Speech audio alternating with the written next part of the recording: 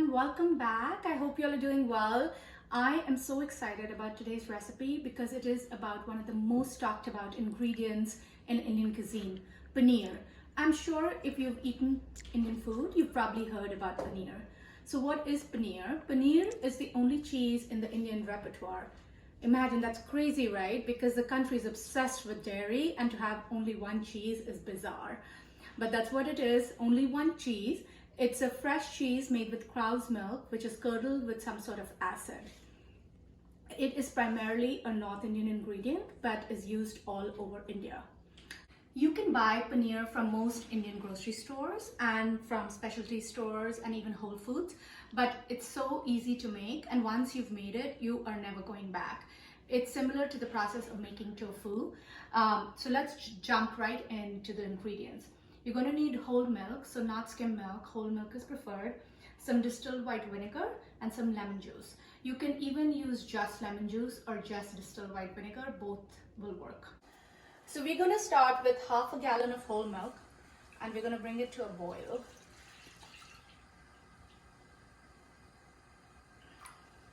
And once it comes to a boil, we are going to add lemon juice and vinegar to it. Just make sure that it doesn't boil over, so keep stirring it constantly so that it doesn't boil over. It's been 5 or 6 minutes and it's beginning to come to a boil. I have my lemon juice ready to go and I have my vinegar ready to go. You want to make sure you have all the ingredients right in front of you because it will boil over the minute you step away. So I'm still stirring it constantly so it doesn't scorch at the bottom. And I'm waiting for it to come to a good rolling boil before I add the lemon juice. So if you look at it, you can see the bubbles, and it's almost there. Okay, so you can see it coming up. I'm going to quickly add this and stir constantly, and you'll see that it's going to start separating. Remove this off the heat if this happens.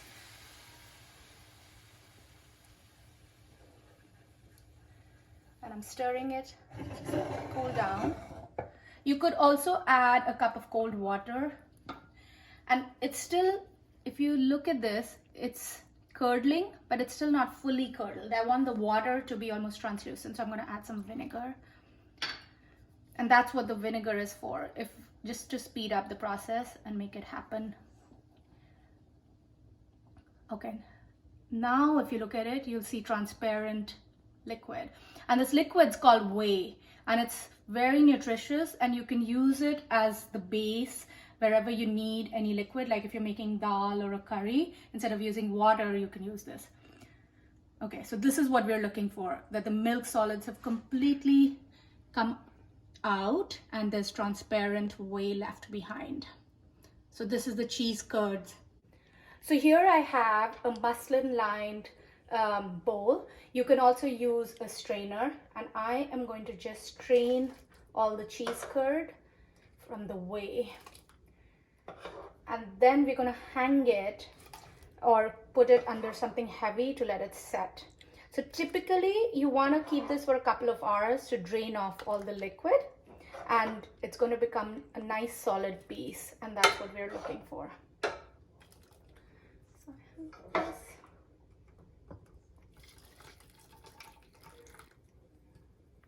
and I know right now it looks really liquidy and goopy, but it's all, so be careful, the liquid's really hot, so make sure you don't burn yourself. So you're just going to strain this. Just twist it.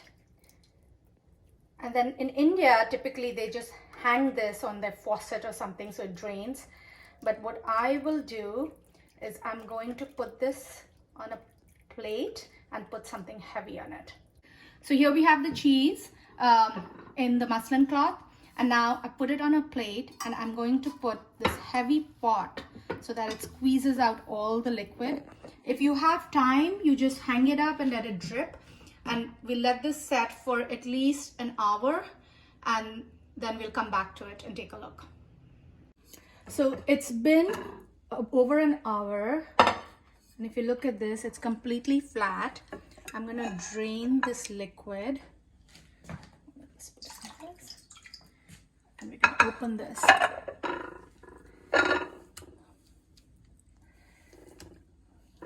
Look at this. And typically I would leave it even longer. Let's see how firm this is. And this got a little give if I push down on it. And I can cut it up into pieces, which is what I'm going to do. And you can also freeze it. You can make like a whole batch and just freeze it so that you have paneer available whenever you need to. So, this can be eaten just as is. It's pretty neutral tasting. It has no salt, so it's not salty. And also something really cool about this cheese is that it does not melt. So if you put it on pizza, it will burn, but it will not melt. But because it's so firm, it holds up really well, and you can grill with it, or you can use it as a meat substitute in dishes, and it won't crumble. So it's really great. And here you have freshly made paneer. You can use it fresh or you can freeze it for future use. Either way, it'll be great. I highly recommend making this and trying it out. You will never go back to buying store-bought. All right, see you next time.